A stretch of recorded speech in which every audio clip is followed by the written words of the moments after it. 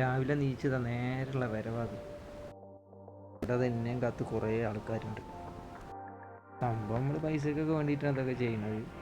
പക്ഷെ പൈസ മാത്രമല്ലല്ലോ, രാവിലെ എണീച്ച് നേരെ ഇങ്ങോട്ട് തന്നെ എത്തിക്കുന്നത് പൈസയാണ്. അല്ല, ഒരിക്കലല്ല. അത് ഇവർക്ക് മാത്രം തരാൻ പറ്റുന്ന ഒരു പ്രത്യേക സന്തോഷമാണ്. അവർക്കൊരിത്തിരി സ്നേഹം കൊടുത്താൽ, ഇത്തിരി കെയർ കൊടുത്താൽ അതിൻ്റെ 100 ഇരട്ടിയായിട്ട് അവർ നമുക്ക് തിരിച്ചു തരും.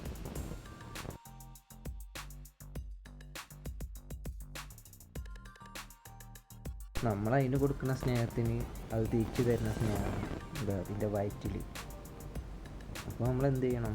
ഈ സ്നേഹം നമുക്ക് കിട്ടണമെന്നുണ്ടെങ്കിൽ അതിന് കൊടുക്കേണ്ട എന്താ?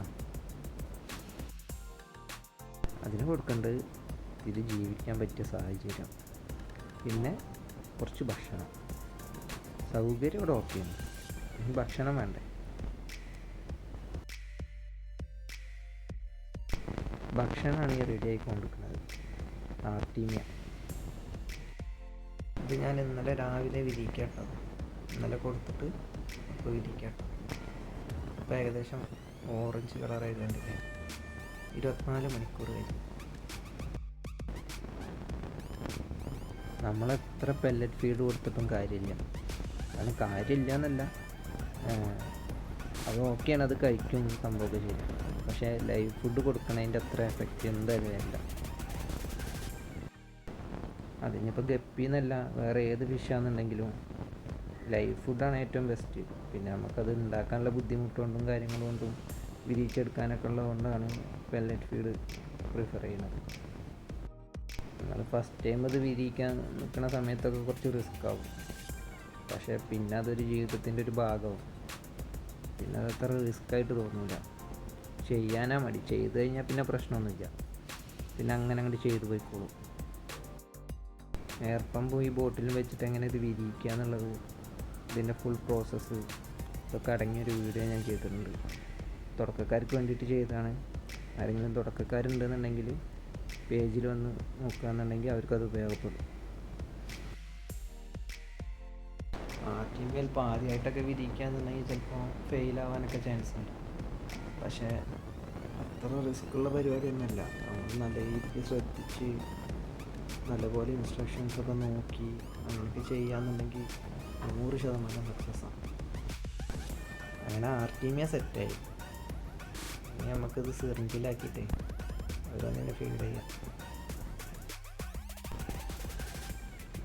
ഫുള്ള് ലൈവാണ്, കണ്ടില്ലേ? ഇത് കിട്ടുമ്പോൾ തന്നെ കാണാൻ അവരുടെ സന്തോഷം.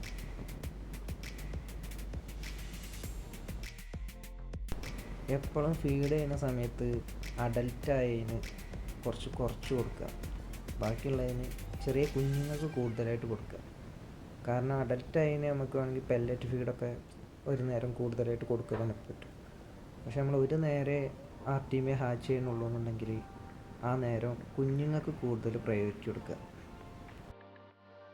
കുഞ്ഞുങ്ങൾക്ക് വേറെ ഒന്നും കൊടുക്കാൻ പറ്റില്ല, അവരിതല്ലേ കഴിക്കുള്ളൂ. അപ്പോൾ നമ്മൾ എന്ത് ചെയ്യാം? അതിനനുസരിച്ച് അഡ്ജസ്റ്റ് ചെയ്യാം.